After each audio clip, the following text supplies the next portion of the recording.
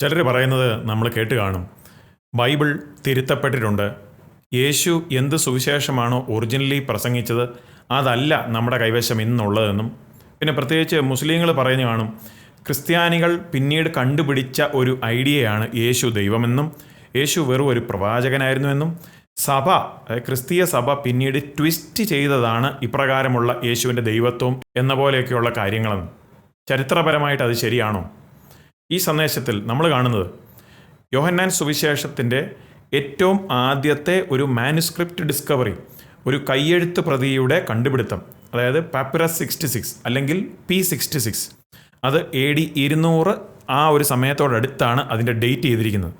ആ ഒരൊറ്റ പാപ്പറൈസ് മാത്രം മതി നമ്മുടെ കൈവശം ഇന്നുള്ള ബൈബിളിലെ സുവിശേഷം അതുതന്നെ ആയിരുന്നു ആദിമ സഭയിലുണ്ടായിരുന്ന ക്രൈസ്തവ ആ കൂട്ടം അവർ വിശ്വസിച്ചിരുന്നതെന്ന് തെളിയിക്കുവാൻ. നമുക്ക് എങ്ങനെയാണെന്നുള്ളത് നമുക്കൊന്ന് കാണാം. Hello and welcome to our channel point to eternity. എൻ്റെ അടുത്ത അപ്പോളജറ്റിക്സ്, ബൈബിൾ, ക്രിസ്തീയ വിശ്വാസം ഇതിനെയെല്ലാം കണക്ട് ചെയ്യുന്ന മറ്റൊരു സന്ദേശത്തിലേക്ക് ഏവർക്കും യേശു കർത്താവിൻ്റെ നാമത്തിൽ സ്വാഗതം. ഒരു കാര്യം കൂടെ ഓർപ്പിക്കട്ടെ, നമ്മുടെ ബാക്കപ്പ് വാട്സാപ്പ് ബ്രോഡ്കാസ്റ്റ് സിസ്റ്റം നമ്മളിപ്പോൾ തൽക്കാലം നിർത്തിവെച്ചിരിക്കുകയാണ്. ഇപ്പോൾ എല്ലാ പോസ്റ്റുകളും എല്ലാ വീഡിയോ ലിങ്കുകളും എല്ലാം തന്നെ ബാക്കപ്പായിട്ടുള്ള രീതിയിൽ നമ്മൾക്ക് ഓൾറെഡി ഉള്ള ടെലഗ്രാം ചാനലിലൂടെ തന്നെയായിരിക്കും പോസ്റ്റ് ചെയ്യപ്പെടുന്നത്. ആ ടെലഗ്രാം ചാനലിലെ ലിങ്ക് ഞാൻ താഴെ ഡിസ്ക്രിപ്ഷനിൽ കൊടുത്തേക്കാം. ടെലഗ്രാം ചാനലിൽ ഇന്ന് തന്നെ ജോയിൻ ചെയ്യുക.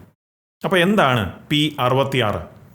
പപ്പൈറസ് 66 അല്ലെങ്കിൽ P66 എന്ന് പറയുന്നത് ബോട്ട്മർ പപ്പറയുടെ ഒരു ഭാഗമാണ്. ഈജിപ്തിലെ ഡിഷ്ന എന്ന് പറയുന്ന സ്ഥലത്തിൽ 1952 കണ്ടുപിടിച്ചതാണ് ഈ ഒരു കയ്യെഴുത്ത് പ്രതി.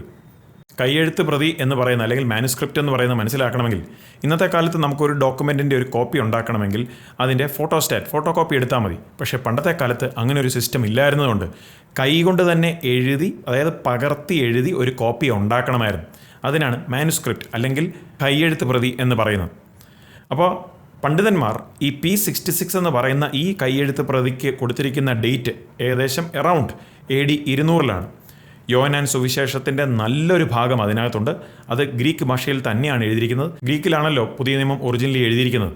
അപ്പോൾ അതിൻ്റെ അർത്ഥം ഇസ്ലാമിന് 400 വർഷങ്ങളോളം നേരത്തെ എഴുതിയിരിക്കുന്ന ഒരു ഡോക്യുമെൻ്റ്. അത് ഇന്നത്തെ കാലത്തെ പ്രിൻ്റഡ് ബൈബിൾസിൽ നിന്നും 1800 വർഷങ്ങളും പുറകോട്ട്, അതായത് അത്രയും നേരത്തെയുള്ള ഒരു ഡോക്യുമെൻ്റാണ് P66. ഇന്ന് P66 വെച്ചിരിക്കുന്നത് സ്വിറ്റ്സർലാൻഡിലെ കൊളോണി എന്ന് പറയുന്ന സ്ഥലത്തിലെ ബിബ്ലിയോത്തീക്ക ബൊട്ട്മേറിയാന എന്ന് പറയുന്ന സ്ഥലത്തിലാണ് അത് സൂക്ഷിച്ചിരിക്കുന്നത്.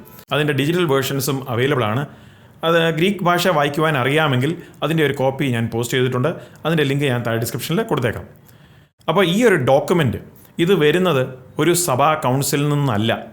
അത് റോമൻ സ്വാധീനത്തിലും എഴുതപ്പെട്ട ഒരു ഡോക്യുമെൻ്റ് അല്ല. അപ്പോൾ ഗോസ്പൽ, അതായത് സുവിശേഷം മാറ്റപ്പെട്ടു എന്ന് പറയുന്നെങ്കിൽ അത് AD 200 മുമ്പേ മാറ്റപ്പെടണമായിരുന്നു. പക്ഷേ യഥാർത്ഥത്തിൽ P66 എന്താണ് കാണിക്കുന്നത്? P66 യോഹന്നാൻ്റെ സുവിശേഷം 1:1 വായിക്കുന്നത്, ആദിയിൽ വചനമുണ്ടായിരുന്നു, വചനം ദൈവത്തോടു കൂടെയായിരുന്നു, വചനം ദൈവമായിരുന്നു. ഇതുതന്നെയാണ് ഇന്നത്തെ ബൈബിൾസിലും നമ്മൾ കാണുന്നത്. ഒന്നും മിസ്സിംഗ് അല്ല, ഒന്നും മാറ്റി എഴുതിയിട്ടില്ല, ഒന്നും തിരുത്തിയിട്ടുമില്ല. അപ്പോൾ അതിൻ്റെ അർത്ഥം AD 200 ആ സമയമായപ്പോഴേക്കും അന്നത്തെ ക്രൈസ്തവർ, അതായത് നൈസിയൻ കൗൺസിലിനുമൊക്കെ ഒത്തിരി മുമ്പേ, അതായത് ബൈബിൾ തിരുത്തി എഴുതപ്പെട്ടു എന്ന് അവകാശവാദങ്ങൾ ഉന്നയിക്കുന്നവർ പറയുന്ന ആ സമയത്തിനുമൊക്കെ ഒത്തിരി മുമ്പ് തന്നെ ആദിമ സഭയിൽ ഉണ്ടായിരുന്ന ക്രൈസ്തവ വിശ്വാസികൾ അവർ ഓൾറെഡി ഇപ്രകാരം കയ്യെഴുത്ത് പ്രതികൾ കോപ്പി ചെയ്തുകൊണ്ടിരിക്കുകയായിരുന്നു. അതിൽ അവർ ഊന്നി പറഞ്ഞു ദ ഫുൾ ഡെയിറ്റി ഓഫ് ക്രൈസ്റ്റ്, യേശുക്രിസ്തുവിൻ്റെ മുഴുവനുമായിട്ടുള്ള ദൈവത്വത്തെ അവർ ഊന്നിപ്പറഞ്ഞു. അപ്പോൾ സൃഷ്ടിപ്പ് ദൈവം സംസാരിച്ചപ്പോൾ തുടങ്ങിയെങ്കിൽ രക്ഷ തുടങ്ങുന്നത് വചനം ജഡമാവുമ്പോഴാണ്. യോഹന്നാൻ 1:14 പറയുന്നു, വചനം ജഡമായി തീർന്നു, കൃപയും സത്യവും നിറഞ്ഞവനായി നമ്മുടെ ഇടയിൽ പാർത്തു. അപ്പോൾ ആദിയിൽ എന്ന് പറയുന്ന ആ ഒരു നിമിഷത്തിന് മുമ്പ് തന്നെ യേശു ദൈവമായിരുന്നു. യേശു ഈ ഭൂമിയിലേക്ക് വന്നത് പിതാവാം ദൈവത്തെ വെളിപ്പെടുത്തുവാനും രക്ഷയുടെ പദ്ധതി നിവർത്തിക്കുവാനുമാണ്. അപ്പോൾ ഉൽപ്പത്തി 1:1 പറയുന്നു, ആദിയിൽ ദൈവം. യോഹന്നാൻ തൻ്റെ സുവിശേഷം ആരംഭിക്കുന്നത് ആദിയിൽ വചനം. അത് കറക്റ്റ് ദൈവശാസ്ത്രമാണ്. ഒട്ടനവധി ഈ മാനുസ്ക്രിപ്റ്റുകൾ, അതായത് കയ്യെഴുത്ത് പ്രതികളെ പോലെ തന്നെയാണ് P66 തെളിയിക്കുന്നത് ആദിമസഭയുടെ വിശ്വാസം. അവർ അത് പ്രസംഗിച്ചു, അവരത് ശക്തമായിട്ട് ഡിഫെൻഡ് ചെയ്യുകയും ചെയ്തു. തെറ്റായിട്ടുള്ള പല സന്ദേശങ്ങൾ പ്രചരിപ്പിക്കപ്പെട്ടപ്പോൾ അവർ ഒറിജിനൽ സത്യത്തെ, ഈ യേശു ദൈവമാണെന്നുള്ള സത്യത്തെ അവർ തുറന്നു തന്നെ പ്രസ്താവിച്ചു. സഭാപിതാക്കന്മാർ, ഉദാഹരണത്തിന് ഐറേനിയസിനെ പോലുള്ളവർ യോഹന്നാൻ 1:1 കോട്ട് ചെയ്തു അന്നത്തെ ദുരുപദേശങ്ങളെ കണ്ണിക്കുവാൻ. ഐറേനിയസ് പറഞ്ഞത് ഇത്, അതായത് യോഹന്നാൻ 1:1 എന്ന് പറയുന്നത് ഒരു മർമ്മമല്ല, അത് ആദ്യത്തെ അപ്പോസ്തലന്മാർ മുതൽ തന്നെ കൈമാറ്റം ചെയ്യപ്പെട്ട് തന്നെ വന്ന ഒരു വലിയ സത്യമാണെന്ന് അദ്ദേഹം പ്രസ്താവിച്ചു.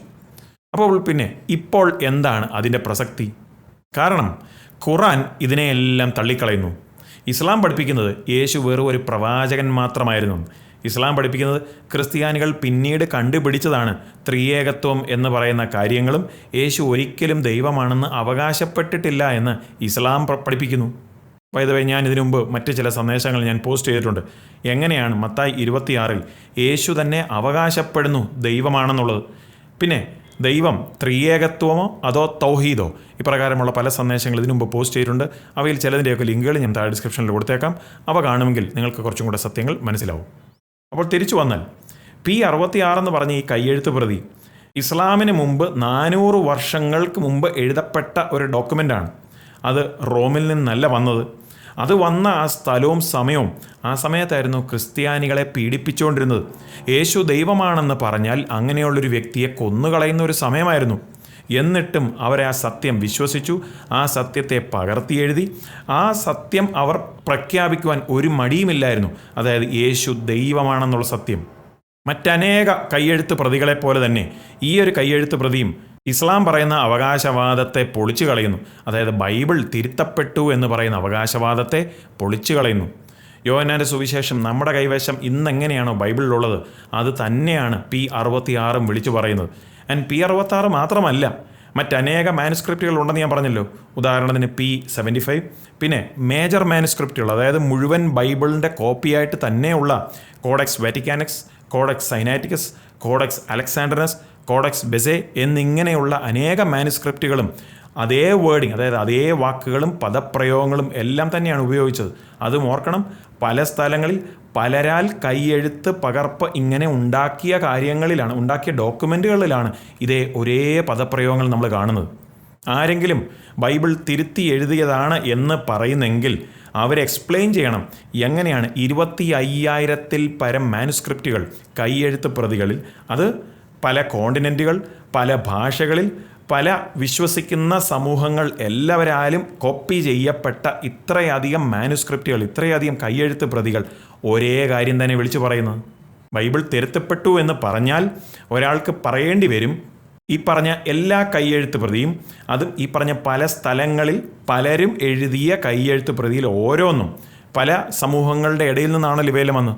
അവയിലെ ഓരോന്നും പല നൂറ്റാണ്ടുകളായിട്ട് എഴുതപ്പെട്ടെന്ന്, ഇതെല്ലാം പല പല സ്ഥലങ്ങളിൽ എല്ലാവരും ഒരുപോലെ തന്നെ ആ ടെക്സ്റ്റിൽ മാറ്റം വരുത്തിയെന്ന്. ചരിത്രപരമായി ദാറ്റ് ഈസ് ഇംപോസിബിൾ. അതൊരിക്കലും നടക്കാത്ത കാര്യമാണ്. നമ്മുടെ കൈവശം ഇന്ന് ബൈബിളിലുള്ള കാര്യം അതൊരു കൺസിസ്റ്റൻറ്റ് വിറ്റ്നസ്സാണ്. അതൊരു നിത്യ സത്യമായിട്ട് നിലനിൽക്കുന്ന ഒരു സാക്ഷ്യമാണ്. അക്രോസ് സെഞ്ച്വറീസ് ആൻഡ് കോണ്ടിനെൻറ്റ്സ് യേശു ദൈവമാണെന്നുള്ളൊരു കാര്യം ശക്തമായി വിളിച്ചു പറയുന്നതാണ്. ഇത്രയധികം എവിഡൻസ്, തെളിവുള്ളപ്പോൾ കറപ്ഷൻ തിയറി, അതായത് ബൈബിൾ തിരുത്തപ്പെട്ടു എന്ന് പറയുന്ന ആ ഒരു പ്രചരണം അത് കൊളാപ്സ് ചെയ്യും, അത് തകർന്നടിയും. ആരെങ്കിലും ദൈവമാണെന്ന് അവകാശപ്പെട്ടാൽ നമ്മൾ ആ വ്യക്തിയോട് തെളിവ് ചോദിക്കും. യേശു ആ തെളിവ് തന്നു. യേശു രോഗികളെ സൗഖ്യമാക്കി, കൊടുങ്കാറ്റിനെ ശാസിച്ചു, മരിച്ചവരെ ഉയർപ്പിച്ചു, പാവങ്ങളെ ക്ഷമിച്ചു. യേശു ആരാധന സ്വീകരിച്ചു. ഒരു പ്രവാചകനോ ഒരു ഉപദേഷ്ടാവോ അത് ചെയ്തിട്ടില്ല. പ്രത്യേകിച്ച് ആരും ആരാധനയെ സ്വീകരിച്ചിട്ടില്ല. പക്ഷേ യേശു തുറന്ന് പബ്ലിക്കായിട്ടുള്ള രീതിയിൽ തന്നെ അത്ഭുതങ്ങൾ പ്രവർത്തിച്ചു. ആരാധനയെ അവിടുന്ന് സ്വീകരിക്കുകയും ചെയ്തു. അപ്പോൾ മുസ്ലിങ്ങൾ പറയുകയാണ് യേശു ഒരിക്കലും ദൈവമാണെന്ന് അവകാശപ്പെട്ടിട്ടില്ല എന്ന് പറഞ്ഞാൽ അവർ ക്രിസ്ത്യാനികളുമായിട്ടല്ല തർക്കിക്കുന്നത്, പകരം അവർ ചരിത്രവുമായിട്ട് തർക്കിക്കുക. അവർ തർക്കിക്കാൻ നോക്കുന്നത് ആയിരക്കണക്കിന് മാനുസ്ക്രിപ്റ്റുകൾ, അതായത് കൈയെഴുത്ത് പ്രതികളും കോഡിസസും, അതായത് ഞാൻ പറഞ്ഞല്ലോ മുഴുവൻ ബൈബിൾ ഉണ്ടെന്നുള്ള ആ അപ്രകാരമുള്ള കോപ്പീസ്, അതുമായിട്ടുമല്ല തർക്കിക്കുന്നത്. അതും പ്രത്യേകിച്ച് നമ്മുടെ ഇന്നത്തെ ഈ ഒരു വിഷയത്തിൽ P66 എന്ന് പറഞ്ഞാൽ മാനുസ്ക്രിപ്റ്റ്, അതായത് ഈജിപ്തിൽ നൂറ്റാണ്ടുകൾക്ക് മുമ്പ് മണ്ണിലടിയിലായിപ്പോയ ഒരു മാനുസ്ക്രിപ്റ്റ്, ഇസ്ലാമിന് മുമ്പ് എഴുതപ്പെട്ട ഒരു ഡോക്യുമെൻ്റ്, സഭാ കൗൺസിലുകൾക്ക് മുമ്പും എഴുതപ്പെട്ട ഒരു ഡോക്യുമെൻ്റ്, അതായത് യേശുവിനെ ദൈവമാണെന്ന് പറഞ്ഞു കഴിഞ്ഞാൽ അവരെ കൊന്നുകളയും, അങ്ങനെയുള്ളവർ കാത്തു സൂക്ഷിച്ച ഒരു ഡോക്യുമെൻ്റ്. ആ ഒരു ചരിത്ര വസ്തുതയുമായിട്ടാണ് മുസ്ലിങ്ങൾ തർക്കിക്കാൻ നോക്കുന്നത്. മുസ്ലിങ്ങൾ തർക്കിക്കുവാൻ നോക്കുന്ന വാക്യം യോഹന്നാൻ 1:1 എന്ന് പറയുന്നത് ഖുറാനേക്കാട്ടിലും നൂറ്റാണ്ടുകൾക്ക് മുമ്പ് എഴുതപ്പെട്ട ഒരു വാക്യം. എന്നാലും ആ വാക്യം പറയുന്നതിനെ ഖുറാൻ നിഷേധിക്കുന്നു. ഖുറാൻ തന്നെ പറയുന്നുണ്ട്, ഖുറാന് മുമ്പ് വന്ന തിരുവെഴുത്തുകളെ വിശ്വസിക്കാവും, അതായത് പഴയ നിയമം പുതിയ നിയമം എന്ന് പറയുന്ന നമ്മുടെ ബൈബിളിനെ വിശ്വസിക്കാമെന്നുള്ളത്. ഈ വീഡിയോ ഒന്ന് പോസ് ചെയ്തിട്ട് നിങ്ങൾക്ക് ഈ കാണുന്ന ഈ വാക്യങ്ങൾ വേണമെങ്കിൽ ചെക്ക് ചെയ്ത് നോക്കാം. പക്ഷേ ബൈബിളിൽ പറയുന്ന കാര്യങ്ങളെ ഊന്നിപ്പറയുന്നതിന് പകരം ഖുറാൻ ചെയ്യുന്നത് ചരിത്രത്തെ തിരുത്തി എഴുതാൻ ശ്രമിക്കുക. അതാണ് പ്രശ്നം. യേശുവിൻ്റെ ദൈവത്വത്തെ ഖുറാൻ നിഷേധിക്കുന്നു. സൂര 112:3 തന്നെ പറയുന്നത്, അവൻ ആർക്കും ജന്മം നൽകിയിട്ടില്ല, ആരുടെയും സന്തതിയായി ജനിച്ചിട്ടുമില്ല. സൂര 19:88 89 പറയുന്നത്, പരമകാരുണികൻ ഒരു സന്താനത്തെ സ്വീകരിച്ചിട്ടുണ്ടെന്ന് അവർ പറഞ്ഞിരിക്കുന്നു. അതിലൂടെ നിങ്ങൾ അതിഭയങ്കരമായ ഒരു കാര്യമാണ് കൊണ്ടുവന്നിട്ടുള്ളത്. അവിടെയാണ് കോൺട്രഡിക്ഷൻ. ബൈബിൾ പറയുന്നത് വചനം ദൈവമാണ്. ഖുറാൻ പറയുന്നത് ദൈവത്തിന് വചനമില്ല, ദൈവത്തിന് മകനില്ല, മനുഷ്യനായി അവതരിക്കുവാനും പറ്റില്ല. ഒരെണ്ണം നിത്യസത്യത്തെ ഊന്നിപ്പറയുമ്പോൾ മറ്റൊന്ന് സത്യത്തെയും ചരിത്രത്തെയും തിരുത്തി എഴുതാൻ ശ്രമിക്കുക. ആൻഡ് കുറച്ചും കൂടെ ഏർലിയർ വിറ്റ്നസ്, ആദ്യം ഏത് ഡോക്യുമെൻ്റാണ് വന്നതെന്ന് നോക്കിയാൽ, അതായത് യാതൊരു വിധത്തിലും അൾട്ടീരിയറായിട്ടുള്ളൊരു മോട്ടീവ്, വേറൊരു മുൻവിധി ഇല്ലാതെ എഴുതപ്പെട്ട ഡോക്യുമെൻ്റ് ഏതാണെന്ന് നോക്കിയാൽ അത് ഖുറാനല്ല, അത് P66. ആൻഡ് യേശുവിൻ്റെ സുവിശേഷത്തെപ്പറ്റി നമ്മൾ നോക്കുകയാണെങ്കിൽ അവിടുന്ന് നമ്മുടെ ഇടയിൽ പാർത്തു, അവിടുന്ന് ഈ നശിച്ച ലോകത്തിലേക്ക് വന്നു, നമ്മുടെ അകൃത്യങ്ങൾ അവിടുന്ന് വഹിച്ചു, നമ്മുടെ പാപങ്ങൾ വഹിച്ചു, നമ്മുടെ മരണം അവിടുന്ന് മരിച്ചു, 3-ാം ദിവസം ഉയർത്തെഴുന്നേറ്റു. എന്തിനാണ്? നമുക്ക് നിത്യജീവൻ നൽകുവാൻ. ആൻഡ് നിങ്ങളിനിയും ചിന്തിക്കുകയാണ്, യേശുവിൻ്റെ ദൈവത്വം എന്ന് പറയുന്ന ആ സത്യം അത് പിന്നീടെങ്ങാനും ആരെങ്കിലുമൊക്കെ കണ്ടുപിടിച്ചൊരു ഉപദേശമാണെന്ന് നിങ്ങൾ ചിന്തിക്കുന്നെങ്കിൽ നിങ്ങളൊന്ന് സ്വയമേ ഒന്ന് ചോദിക്കണം, എന്തുകൊണ്ടാണ് ആദിമസഭയിലുള്ള ക്രൈസ്തവർ അത് അപ്രകാരമുള്ള ആ സത്യം അതിനെ മുറുക്ക പിടിച്ചുകൊണ്ട്, അതായത് ആ സമയത്ത് അവർ യേശു ദൈവമാണെന്ന് പറഞ്ഞാൽ അവരുടെ ജീവൻ പോകും, എന്നിട്ടും അവരെ ആ സത്യത്തെ മുറുക്ക പിടിച്ചു.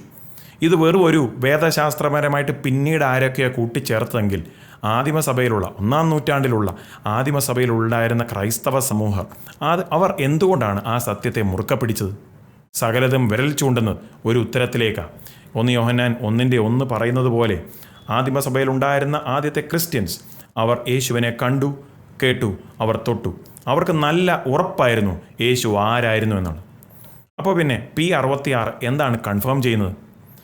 യോഹന്നാൻ്റെ സുവിശേഷത്തിൻ്റെ സ്ട്രക്ചർ പണ്ടെങ്ങനെയായിരുന്നോ അത് എഴുതപ്പെട്ടത് അത് തന്നെയാണ് ഇന്നും. പിന്നെ ആദ്യത്തെ ക്രിസ്ത്യൻസ് അവർ ആ ഗോസ്പൽ സന്ദേശത്തെ, സുവിശേഷ സന്ദേശത്തെ എങ്ങനെയായിരുന്നോ അതിൻ്റെ ഒറിജിനാലിറ്റിയിൽ തന്നെ അതിനെ സൂക്ഷിച്ചു. പിന്നെ വേദശാസ്ത്രം നമ്മൾ നോക്കുകയാണെങ്കിൽ യേശുവിൻ്റെ ദൈവത്വത്തെപ്പറ്റിയുള്ള യോഹന്നാൻ്റെ പഠിപ്പിക്കൽ നോക്കിയാൽ AD 200 എന്ന് പറയുന്ന ആ സമയമായപ്പോഴേക്കും അവർ എല്ലാവരും ആ ഒരു ഉപദേശത്തിൽ വിശ്വസിക്കുന്നവരായിരുന്നു. അതായത് മറ്റൊരർത്ഥത്തിൽ പറഞ്ഞാൽ the doctrine of the deity of Christ, ക്രിസ്തുവിൻ്റെ ദൈവത്വത്തെപ്പറ്റിയുള്ള ഉപദേശം പിന്നീട് ക്രിസ്ത്യാനികളെല്ലാവരും കൂടെ കണ്ടുപിടിച്ച എന്തോ ഒരു ഉപദേശമല്ല. അത് ആദ്യത്തെ ക്രൈസ്തവ എഴുത്തുകളിൽ, ഇപ്രകാരമുള്ള കൈയെഴുത്ത് പ്രതികളിൽ, ആദ്യത്തെ ഡോക്യുമെൻറ്റുകളിലെല്ലാം തന്നെ നിറഞ്ഞു നിന്നിരുന്നൊരു സത്യമാണ്. P66 ഒരർത്ഥത്തിൽ പറഞ്ഞ ഒരു ടൈം മെഷീൻ പോലെയാണ് പ്രവർത്തിക്കുന്നത്. നമ്മളെ 1800 വർഷങ്ങൾക്ക് നേരത്തെ ഒരു സമയത്തിലേക്ക് നമ്മളെ കൊണ്ടുപോവാണ്. എന്നിട്ട് അന്ന് എഴുതിയ സന്ദേശവും ഇന്നത്തെ നമ്മുടെ കയ്യിലിരിക്കുന്ന ബൈബിൾ വെച്ച് കമ്പയർ ചെയ്യുക. നോക്കുമ്പോൾ സന്ദേശം മാറിയിട്ടില്ല. The message is the same. Bible തിരുത്തപ്പെട്ടതാണെന്ന് പറയുന്ന വ്യാജ അവകാശവാദങ്ങളെയും തെളിവുകളെയും കൂടെ വെച്ച് കമ്പയർ ചെയ്യുമ്പോൾ P66 എന്ന് പറയുന്ന ഈ മാനുസ്ക്രിപ്റ്റ് കാണിക്കുന്നത് യോഹന്നാൻ്റെ സുവിശേഷം വിശ്വസ്തയോടെ തന്നെ സൂക്ഷിക്കപ്പെട്ട ഒരു സുവിശേഷമാണ്. യേശു നിത്യവചനമാണെന്ന് പറയുന്ന ആ സന്ദേശം, യേശു ദൈവമാണെന്ന് പറയുന്ന സന്ദേശം ഒരു രീതിയിലും മാറ്റിയിട്ടില്ല. ആദിമസഭ മുതൽ ഇന്ന് വരെയും വിശ്വസിക്കുന്ന ഒരു സത്യമാണ്. ആൻഡ് ബൈബിൾ തിരുത്തപ്പെട്ടു എന്ന് പറയുന്ന ആ ഒരു അവകാശവാദം, അതിനെ നമ്മൾ ഇപ്രകാരമുള്ള മാനുസ്ക്രിപ്റ്റുകൾ, കയ്യെഴുത്ത് പ്രതികൾ വെച്ച് കമ്പയർ ചെയ്യുമ്പോൾ അപ്രകാരമുള്ള വ്യാജ അവകാശവാദങ്ങൾ കംപ്ലീറ്റ് ആയിട്ട് പൊളിഞ്ഞു പോകും. ബൈബിൾ സത്യമാണ്, ദൈവത്തിൻ്റെ വചനം സത്യമാണ്. നമുക്ക് ദൈവവചനത്തെ 100% വിശ്വസിക്കാം. അതുകൊണ്ട് ടു സ്റ്റാർട്ട് വിത്ത്, നിങ്ങൾക്ക് ബൈബിൾ ഒന്ന് പഠിക്കണമെങ്കിൽ യോഹന്നാൻ്റെ സുവിശേഷം ഒന്ന് വായിക്കുകയും പഠിക്കുകയും ചെയ്ത് തുടങ്ങുക. യേശു ആരെന്നുള്ളത് തിരുവെഴുത്തിൽ നിന്ന് നിങ്ങൾക്ക് മനസ്സിലാക്കി തരുവാൻ ദൈവം വിശ്വസ്തനാണ്. നിങ്ങൾക്കിതൊരു അനുഗ്രഹമായെങ്കിൽ ഇപ്രകാരം ബൈബിളിനെ പറ്റിയുള്ള സത്യങ്ങൾ, ഇതിനെപ്പറ്റി എക്സ്പ്ലോർ ചെയ്യുവാൻ താല്പര്യമുള്ള മറ്റുള്ളവർക്കും കൂടെ ഈ വീഡിയോ ഷെയർ ചെയ്ത് കൊടുക്കുക. അതുപോലെ തന്നെ മറ്റ് അപ്പോളജറ്റിക്സ്, ആർക്കിയോളജി, ബൈബിൾ ഇതുമായിട്ടൊക്കെയുള്ള കണക്റ്റഡ് ആയിട്ടുള്ള സന്ദേശങ്ങളുടെ ലിങ്കുകളും കൂടെ ഞാൻ താഴെ ഡിസ്ക്രിപ്ഷനിൽ കൊടുത്തേക്കാം. Take care. God bless. നിങ്ങൾക്ക് ഈ സന്ദേശം ഒരു അനുഗ്രഹമാകുന്നെങ്കിൽ ലൈക്ക് ചെയ്യാൻ മറക്കരുത്. നിങ്ങൾ സബ്സ്ക്രൈബ് ചെയ്തിട്ടില്ല എങ്കിൽ സബ്സ്ക്രൈബ് ചെയ്യാനും ചേർന്ന് കാണുന്ന ബെൽ ഐക്കണും പ്രസ് ചെയ്ത് സബ്സ്ക്രൈബ് ആവുമെങ്കിൽ നിങ്ങൾക്ക് ഇപ്രകാരമുള്ള അപ്ഡേറ്റുകളും ബൈബിൾ സ്റ്റഡി സെഷനുകളും എല്ലാം ഇതേ ചാനലിൽ എപ്പോഴൊക്കെ അപ്ലോഡ് ആകുമോ നിങ്ങൾക്കത് നോട്ടിഫിക്കേഷനായി ലഭിക്കുന്നതായിരിക്കും.